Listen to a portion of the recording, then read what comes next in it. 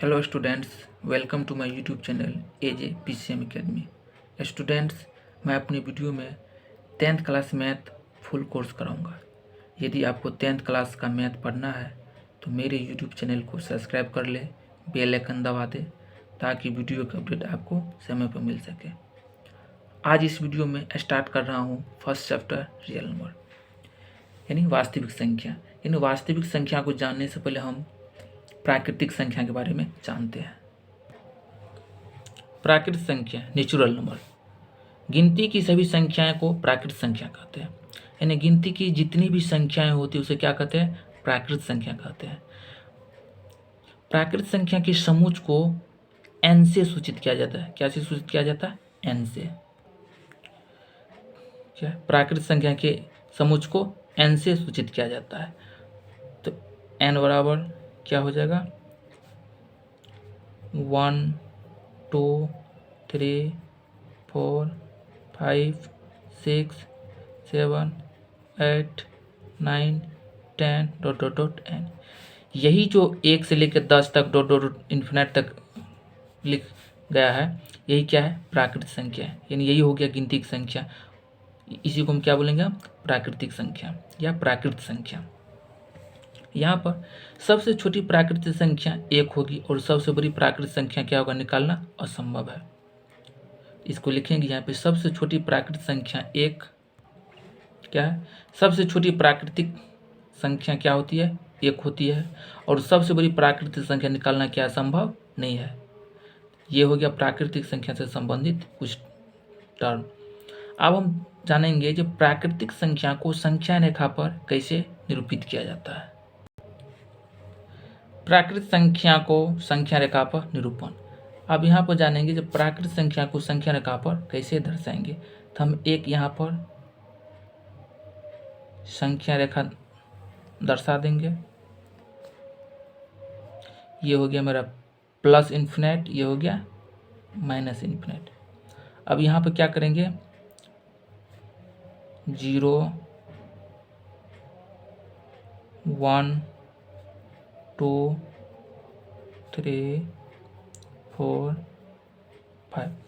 तो यहाँ पे जो देखते हैं 0 से जो दाएं तरफ है 1 2 3 4 4 5 डॉट डॉट डॉट, यही मेरा क्या हो गया? प्राकृतिक संख्या हो गई। इस तरीका से लिख देंगे। यही हो गया संख्या रेखा पर प्राकृतिक संख्या को दिखाना। आगे जानेंगे प्राकृतिक संख्या 2 प्रकार के होते हैं। प्राकृतिक संख्या 2 प्रकार के होते हैं। कौन कौन? सम संख्या, विषम संख्या। हम जानते हैं सम संख्या पहले क्या होती है। सम संख्या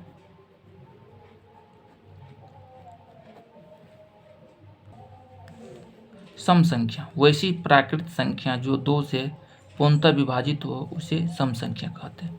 जैसे एग्जाम्पल हम समझते हैं इसको, 2 4 6 8 10 12 डॉट डॉट डॉट, ये संख्या 2 से क्या पूर्णतः विभाजित है, इसीलिए ये सम संख्या क्या है? सम संख्या है। अब हम जानते हैं सम संख्या को पहचानेंगे कैसे। सम संख्या को पहचानने का नियम। यदि किसी संख्या के कई अंक 0 2 4 6 या 8 हो तो वह संख्या 2 से विभाजित होगी, अर्थात सम संख्या होगी। एग्जाम्पल से इसको समझते हैं। जैसे हम लिखते हैं 1 2 3 4 5 7 9, इतनी बड़ी संख्या है। तो इसका इकाई स्थान हम यहाँ पर 9 देखते हैं। ये संख्या 2 से नहीं कटेगी। लेकिन अगर इसके और एक संख्या और हम डाल दें, हम 8 डाल देते हैं। अब इसका इकाई स्थान 8 हो गया। तो ये पूरी इतनी बड़ी संख्या क्या होगा? 2 से कट जाएगा। तो यानी ये संख्या क्या हो जाएगा? सम संख्या होगा। अगर लिखते हैं 1 1 0, फिर इसका इकाई स्थान 0 है तो 2 से कट जाएगा। तो ये पूरी संख्या क्या हो जाएगा? सम हो जाएगा। अगर लिखते हैं 3 7 3 7 5 0, तो फिर इसकी का स्थान क्या हो गया? 0 हो गया। ये संख्या क्या होगा? 2 से कट जाएगा। ये संख्या क्या हो गया, सम संख्या हो गया। तो इसी तरीका से हम सम संख्या को क्या कर सकते हैं, पहचान सकते हैं। हम अब जानते हैं सम संख्या का रूप क्या होता है। तो लिखेंगे सम संख्या का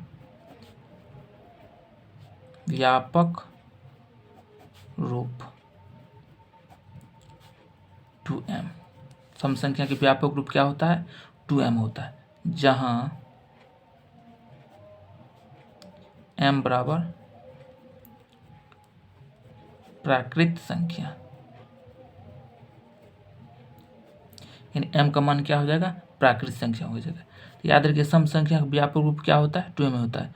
इसमें हम यहाँ पर m की जगह प्राकृत संख्या को रखते जाएंगे और इससे हमको क्या मिलते जाएगा, सम संख्या मिलते जाएगा। इसको हम एग्जाम्पल से बढ़िया से समझते हैं। हम यहाँ पे m बराबर ले लेते हैं कुछ प्राकृत संख्या 1 2 3 4 डॉट डॉट डॉट 2m में रखते हैं। तो 2 गुना 1 2, यानी पहली प्राकृत रखे 1, फिर दूसरे प्राकृत रखेंगे m बराबर 2, तो 2 गुना 2 4, अब क्या रखेंगे m की जगह 3, तो 2 गुना 3 क्या होगा 6 डॉट डॉट डॉट। इस तरीक़ा से हमको जो मिलेगा, हमको क्या मिलेगा, सब का सब सम संख्या ही मिलेगा। तो इसलिए हम कह सकते हैं कि 2m क्या होता है, प्राकृतिक 2m क्या होता है, सम संख्या के एक रूप है। अब हम जानते हैं विषम संख्या। विषम संख्या वैसी प्राकृतिक संख्या जो 2 से पूर्णतः विभाजित नहीं हो, उसे विषम प्राकृतिक संख्या कहते हैं।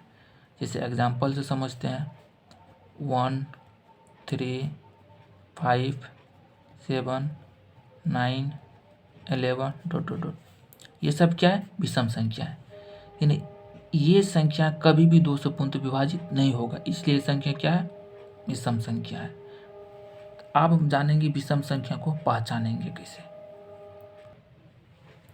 विषम संख्या को पहचानने के नियम, यदि किसी संख्या के इकाई अंक 1 3 5 7 या 9 हो तो वह संख्या 2 से विभाजित नहीं होगी, अर्थात विषम संख्या होगी। यानी वो कौन सी संख्या होगी, विषम संख्या होगी।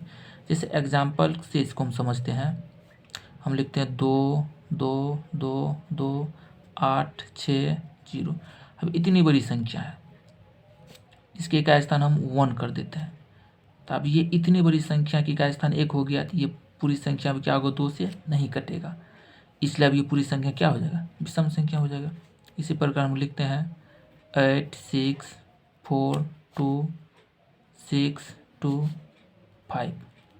अब ये बड़ी संख्या हो गया, इसकी इकाई स्थान क्या है, 5 है, तो ये भी संख्या क्या होगा, 2 से नहीं कटेगा, तो ये पूरी संख्या क्या हो जाएगा, विषम संख्या हो गया। इस प्रकार ढेर सारे एग्जाम्पल होगा। अब हम जानेंगे विषम संख्या का रूप क्या होता है। विषम संख्या के व्यापक रूप क्या होता है, 2m + 1, जहाँ m आपका क्या होगा, पूर्ण संख्या। तो हम पूर्ण संख्या अभी नहीं पढ़ रहे हैं, लेकिन हम अभी जान लेते हैं पूर्ण संख्या क्या होता है। मान लीजिए प्राकृतिक संख्या 1 2 3 4 5 डॉट डॉट है। अगर इसी प्राकृतिक संख्या में अगर हम शुरू में हम क्या करेंगे, 0 को शामिल कर देंगे, तो यही मेरा क्या हो जाएगा, पूर्ण संख्या हो गया। तो इसके लिए विषम संख्या का जो 2m + 1 रूप है, इसके लिए m क्या होना चाहिए, पूर्ण संख्या होगा। अब इसमें हम m का मान रखते जाएंगे और हमको विषम संख्या प्राप्त होता जाएगा। जैसे एग्जाम्पल से हम देखते 2m + 1 में जैसे मान रखेंगे, पहले रखेंगे 2, m का मान रखेंगे 0 + 1, तो 2 गुना 0 0 प्लस 1 क्या आया, 1 आया। फिर m का मान क्या लेंगे, 1 लेंगे, तो 2 गुना 1 + 1 क्या आएगा, 2 गुना 1 2 प्लस 1 क्या आ गया, 3 आ गया। फिर m का मान हम 3 लेंगे + 1, तो 6 + 1 2 नहीं लिए, 2 पर ले लेते हैं 2, m का मान पहले क्या लेंगे, 2 लेंगे, क्या हो जाएगा यहाँ पे 2 दूनी 4 प्लस 1 यानी क्या हो जाएगा, 5 हो जाएगा।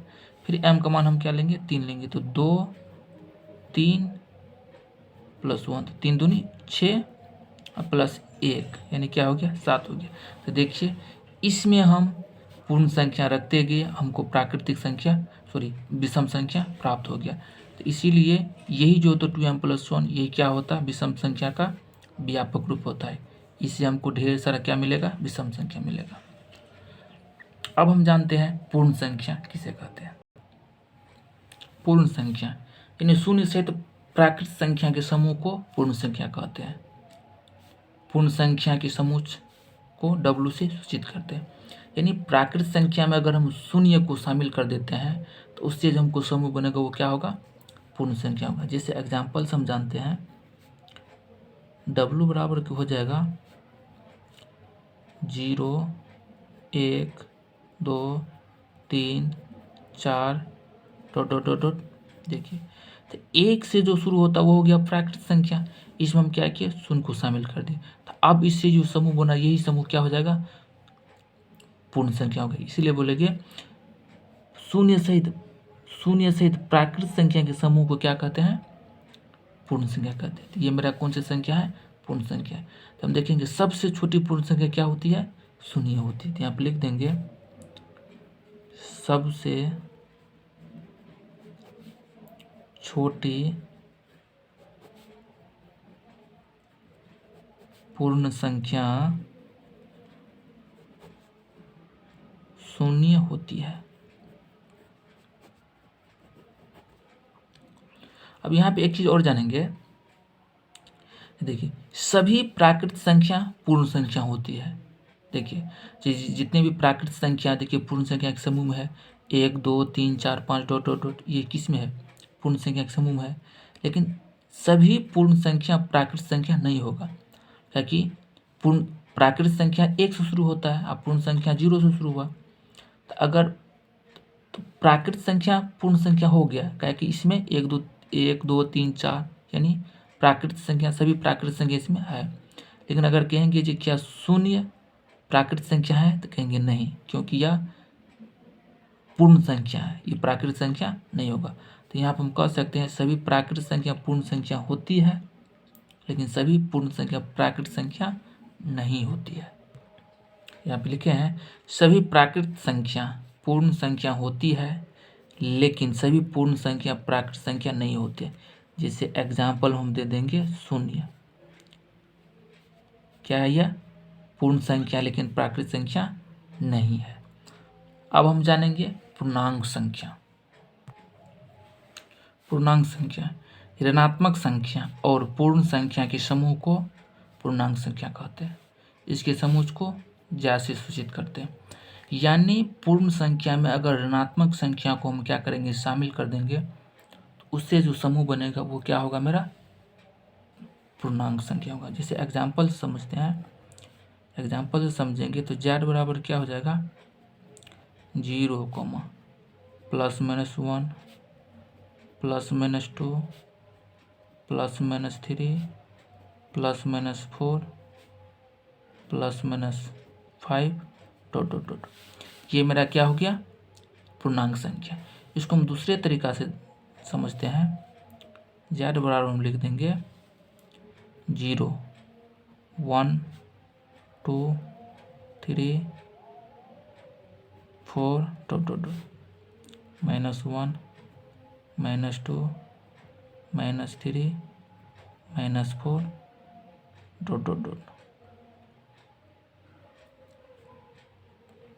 क्या हो गया ये, तो ये मेरा हो गया पूर्णांक संख्या। देखिए इधर मेरा क्या है, तो इधर मेरा पूर्ण संख्या, और इसमें क्या किया, मेरे ऋणात्मक संख्या को शामिल कर दिए। तो यही जो हमको समूह प्राप्त हुआ, यही समूह मेरा क्या हो गया, पूर्णांक संख्या हो गया। इधर भी इन्फिनिट तक प्लस में जाएगा, इधर भी इन्फिनिट तक क्या जाएगा, माइनस में जाएगा। तो इसको हम क्या बोलते हैं, पूर्णांक संख्या। पूर्णांक संख्या यहाँ से हमको 3 तरह से मिलेगा। एक मिलेगा धनात्मक पूर्णांक संख्या, ऋणात्मक पूर्णांक संख्या, एक बीच में हमको क्या मिलेगा, शून्य। तो पॉजिटिव 0 के जो दाएं तरफ होगा वो होगा धनात्मक पूर्णांक संख्या, 0 के जो बाएं तरफ होगा वो क्या होगा, ऋणात्मक पूर्णांक संख्या। 0 ये तो पूर्णांक संख्या है और ये पूर्ण संख्या भी है, तो हम पूर्णांक में समझते हैं। पूर्णांक है ये, यहीं से पॉजिटिव और नेगेटिव का क्या होता है, शुरुआत होती है। यानी यह तो नहीं पॉजिटिव होगा नहीं नेगेटिव होगा, दाएं तरेंगे तो पॉजिटिव होगा, बाएं चलेंगे तो नेगेटिव होगा। तो हम यहाँ पे ये जान लेते हैं कि पूर्णांक संख्या कितने प्रकार के होते हैं, 3 प्रकार के, धनात्मक पूर्णांक संख्या, शून्य पूर्णांक संख्या और ऋणात्मक पूर्णांक संख्या। 1 2 3 4 5 डॉट डॉट को हम क्या कहते हैं, धन पूर्णांक कहते हैं। यानी जो भी पॉजिटिव संख्या होती है उसको हम क्या कहेंगे, हम धन पूर्णांक कहते हैं। यानी यही संख्या मेरा क्या है, प्राकृतिक संख्या भी है। तो प्राकृतिक संख्या को धन पूर्णांक भी हम कहते हैं। माइनस में -1 -2 -3 -4 डॉट डॉट डॉट डॉट को हम क्या कहते हैं, ऋण पूर्णांक कहते हैं। और 0 को क्या कहते हैं, हम शून्य पूर्णांक कहते हैं। बात समझ गए। तो यही हो गया पूर्णांक संख्या, कितने प्रकार हो गया, 3 प्रकार हो गया, धन पूर्णांक, ऋण पूर्णांक और शून्य पूर्णांक। धन पूर्णांक आपका ये हो गया, ऋण पूर्णांक आपका ये हो गया और शून्य पूर्णांक आपका ये हो गया। अब यहाँ पे जानते हैं शून्य का हम बारे में कुछ जान लेते हैं। शून्य जो होता है ना तो धनात्मक होता है ना ही क्या होता है, ऋणात्मक होता है। हाँ, शून्य का एक और अन्य नाम होता है जिसको पढ़ते हैं नॉट, उसके बारे में भी जान लेते हैं। शून्य ना तो धनात्मक होती है और ना ही क्या होती है, ऋणात्मक होती है। शून्य सिर्फ शून्य होती है। शून्य का जो अलग नाम होता है वो क्या होता है, नॉट होता है। कहीं कि आपको लिखा मिलेगा, इस तरीका से लिखा मिलेगा, जिस चीज़ को पढ़ेंगे क्या, ए नॉट। अगर यहाँ पर हमको लिखा रहेगा x0, इसको पढ़ेंगे एक्स नॉट। याद रखिए शून्य का दूसरा नाम क्या है, नॉट है। इस तरीका से अगर कहीं संख्या लिखा हो तो उसको हम इस तरीका से पढ़ सकते हैं। यानी A0 को पढ़ेंगे ए नॉट, x0 को पढ़ेंगे हम एक्स नॉट, etc। ये था पूर्ण संख्या के बारे में जानकारी। अब हम आगे बढ़ते हैं। भाज्य संख्या या यौगिक संख्या।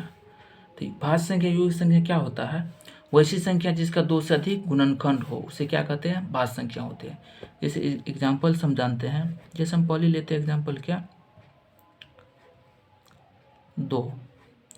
अगर 2 एग्जाम्पल लेते, अगर इसका हम गुणनखंड देखेंगे तो इसका क्या होगा, एक 1 होगा, दूसरा गुणनखंड 2 होगा, यानी इसका गुणनखंड 2 है। यानी ये भाज्य संख्या नहीं है, ये भाज्य संख्या मेरा नहीं होगा।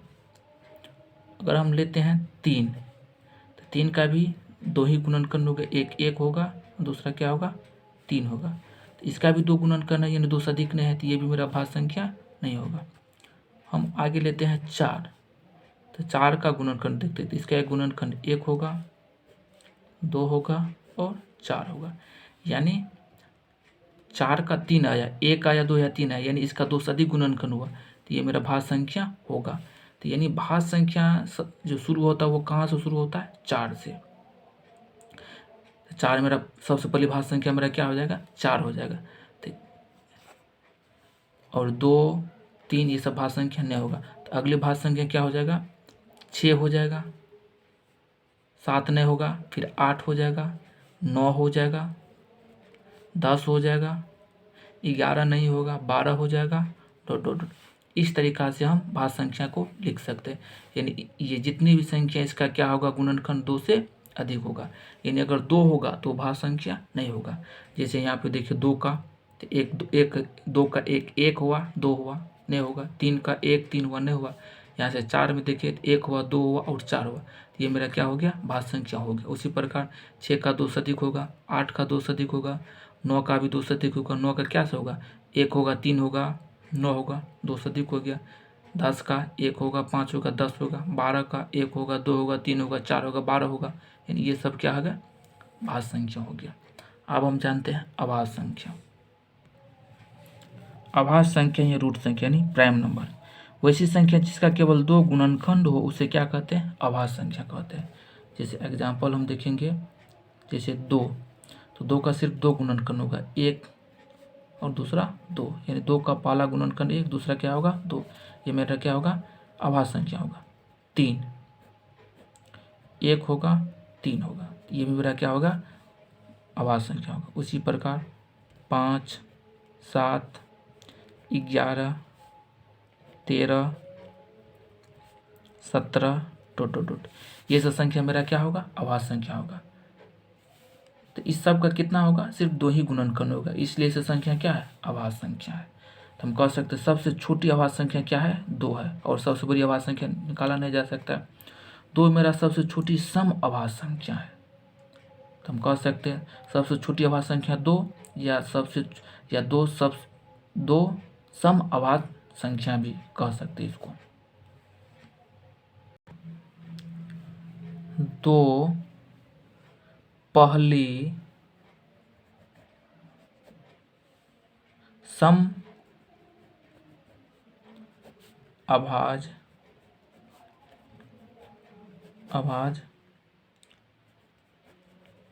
संख्या है, यानी 2 मेरा क्या है, पहली सम अभाज्य संख्या है। अब हम आगे में कुछ नोट पॉइंट हम जानते हैं जो एग्जाम की दृष्टि से काफ़ी महत्वपूर्ण है। याद रखिए, 1 और 100 के बीच 25 अभाज्य संख्या होती है। अभाज्य संख्या होती है, याद रखिए। 100 से लेकर 100 के बीच कुल कितनी अभाज्य संख्या होती है, 25।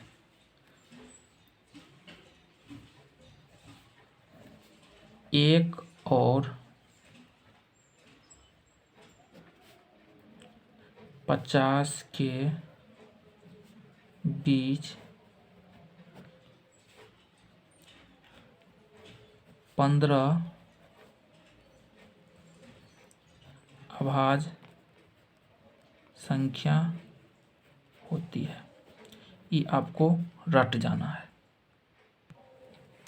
ये आपको क्या करना है, याद कर लेना है। यानी 1 और 100 के बीच कुल 25 अभाज्य संख्या होती है, और 1 और 50 के बीच कुल 15 अभाज्य संख्या होती है। अब हम जानते हैं सअभाज्य संख्या क्या होती है। सअभाज्य संख्या को प्राइम नंबर वैसी 2 या 2 से अधिक संख्याएं जिसका उभयनिष्ठ गुणनखंड 1 हो, अर्थात एचसीएफ 1 हो, उसे सअभाज्य संख्या कहते हैं। यानी एग्जाम्पल से इसको हम समझते हैं, 5, 7।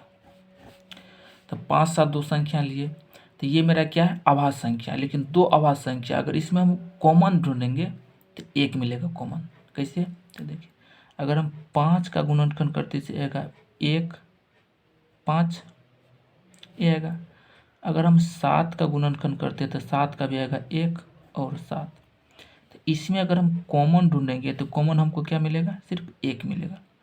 इसलिए ये दोनों संख्या आपस में क्या हो जाएगा, सअभाज्य संख्या। इसी प्रकार और एग्जाम्पल देंगे, जैसे हम